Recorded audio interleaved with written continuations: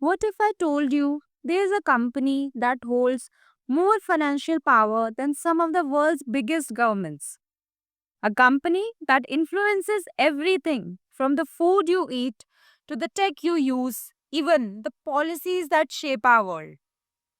Welcome to BlackRock, the financial giant that silently dominates global finance. But how did it become so powerful? And should we be concerned? Stick around because what you are about to discover may shock you. Founded in 1988 by Larry Fink and a group of finance experts, BlackRock started as a small investment firm. Today, it manages over $10 trillion in assets. Yes, you heard that right. Trillions. That's more than the GDP of most countries on earth. But how did BlackRock grow so fast?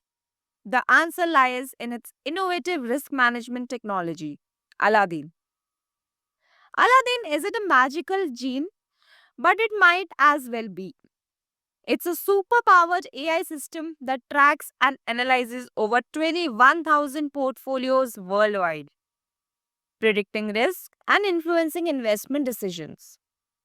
Governments, banks, even rival investment firms rely on it. The result? BlackRock holds the ultimate financial influence. Here's where things get crazy. BlackRock is a major shareholder in companies like Apple, Microsoft, Google, Amazon, and even major oil companies. This means it can influence corporate decisions, policies, and even shape the global economy. But wait, it doesn't stop there. BlackRock is also deeply involved in government bailouts, pension funds, and global real estate. They own a stake in your home, your job, even your retirement. Scary, right? Enjoying the video? Don't forget to like, share, and subscribe for more eye opening content. It really helps the channel grow. Now, back to BlackRock.